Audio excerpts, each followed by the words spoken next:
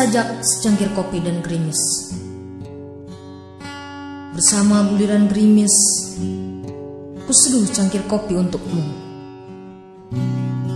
Tapi dengan wajah muram, kau campakkan begitu saja hingga terjatuh. Dan kopiku bersetubuh dengan buliran gerimis. Kau takut aku menaruh racun di kopimu?